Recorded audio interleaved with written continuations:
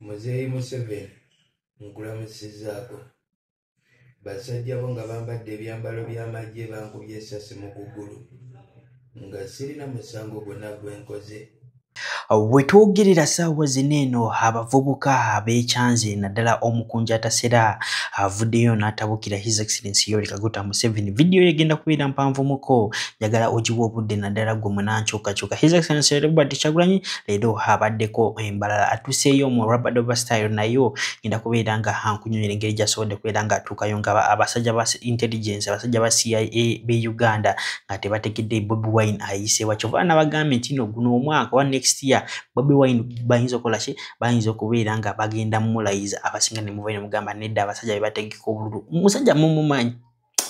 Tweyongere ni chat twesonda kulewa tana tuwera ka video ka like mbadde saboso ko jimpere ka like ebirenge so tambe tokera ubona abandi yagade okumanya kweno information nadala bananchuka chuka ko tana subscribing abagate ku mukutu gwa fego na kuralire nga benkukampe omukunja Tasera avuddeyo nayogera oluzungu lwonna lwayiga wali e London nagamba kino His Excellency Yoweri Kaguta Museveni bananga obusajja bo bankuba ate imagine okumala kunkuba ne bankuba ne button omusajja omukubi emundu ate nomanaga omukuba button which was not right ate kumanya kino to make matters worse paka nekati Uganda Police tevanga yone yogera ku nsonga yonna yokuba omuntu esasi enatete. Imagine okubeera nga tebakola ngaki tebavanga yone boogera. Mukunja Tasera abadde munyiivu muko ngenda kukupeeringa video Mukunja Tasera ogirabe bulungi ombuli endoze mu comment section ngambe kino omukunja obusungu bwayina ne bageza bamuwa ballot asobola tikinga yellow oba red bera ngombuli endoze mu comment section mane kupeeringa ne video ya His Excellency Robert Kyagulanyi nga landinze wali embalala soko birabe tuweyongere. Muzeeyi Museveni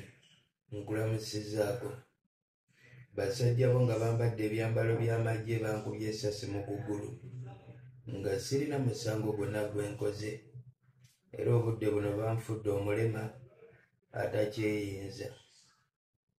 Nze siri munnabyabufuzi era sirina kifo kyonna kye neesimbyeko yasi omulimu gwange gwa kuyimba. Mmwe mwategeka ebyokulonda bino era mu ngeri ya demokulasiya nga nze mmanyi buli muntu aba alina eddembe okuwagira yenna gwawulira nti ebirowoozo bye naye byakkiririzaamu. Mwalina emikolo gyammwe, teriyo muntu yenna yakubwa ssasi ne alien skin eyakamala okutta omuntu mwamwanirizanga muzira tewaliwo yamukuba ku ssasi naye ate nze mwankubye essasi bulaadi. Saimo omunene w'ekibuga yakamala okubba ssente zange empitirivu nenvayo neneemulugunya. Teriyo omuntu n'omu yamukuba ssasi wabula yaddayo ku mulimu akolera kampuni ya gavumenti ndowooza n'aweebwa ne promotion era emirimu gye gigenda bulungi mu maaso. Alima Namakula yabba ssente zange eza sako teri yamukuba ssasi naye nga navayo neneemulugunya. Bangi bakola ebikolobero ebifaananako bwe biti bwe bamala obikola buli omu adduka n'ajja eyo ewammwe ne mumuwa obukuumi obw'enjawulo. Akakodyo k'okkuba abantu amasasi n'obakangakanga singa kaali kakukola singa tekyali muntu yeegatta ku NUP kubanga bangi bagabakubye. Naye temutunuulira ekyali mu kisaawe abantu abaabulwa ne we balinnya nga baali tebabafumbidde yadde emmere.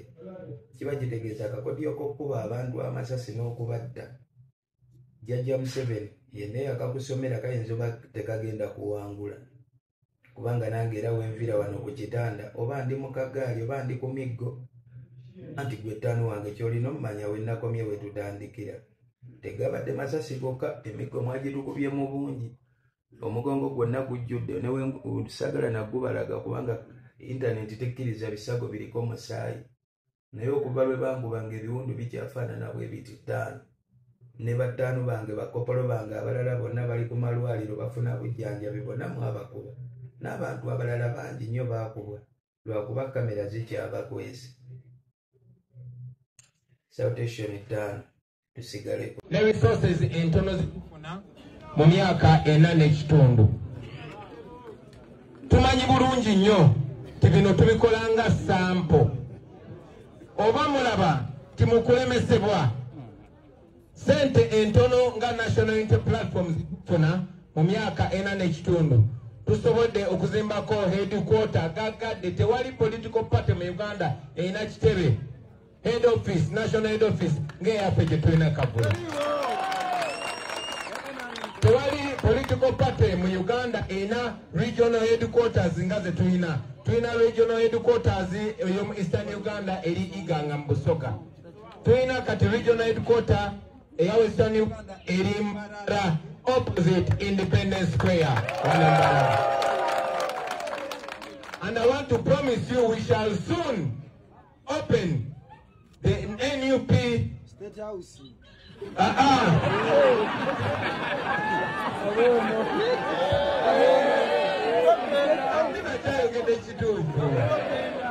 We shall soon open the NUP regional headquarters for Northern Uganda. Tumanyika tibagenda gezaako okunoonyereza eriruddawa eryaruwa erikulu Mbale Karamoja Abimu Lira Kitugumwa tugenda gigulawo ekinka kibagambira nerizooba ninyenda kukigarukamu gurupu ya Museveni ntiza kugimarawo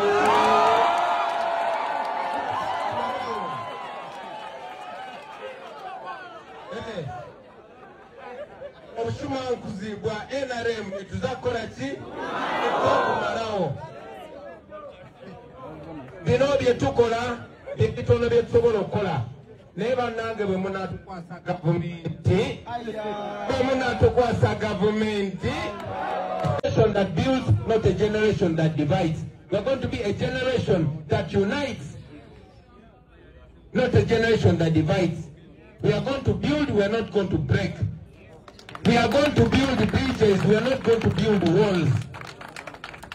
Abo bebaffe era mbasaba nammwe bwe mba mwogera n'abantu mubabuulire ekyo. This election is about the people and it starts now. Nabagambye bw'oba ojja okutuwagira obanga ojja okulwaniza ffe obanga otuwagira, the first qualification for anybody that supports change, that supports NUP, that supports my candidature is to have a national flag.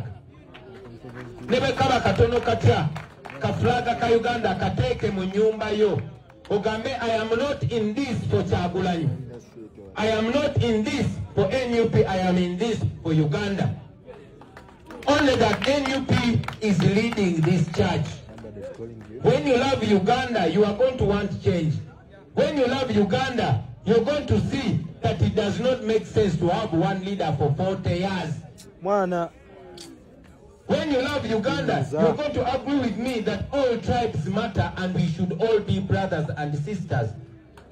When you love Uganda, you're going to agree with me that we are all equal before and under the law. When you love Uganda, you're going to believe in unity, not division. So as we open this office, may this be the beginning of people coming together in Western Uganda. May this be the source of hope to Sinzire everywhere. We are doing these permanent things because we are not going to be the permanent leaders. You see, temporary leaders, leaders that want to be permanent, they do temporary things. But leaders that don't want to stay for so long, they build permanent things so that they belong to the country. This belongs to NUP, not to me or anybody. We want to see this headquarter 20 years, 30 years, 40 years. Nga twakaddiwa nadda, nga twaritaringa dda, nga n'abamu baafa dda, nenga generation eziddako zitwala the idea mu maaso, because this idea will unite Uganda and transform it into the country that we all want. So please build on to this.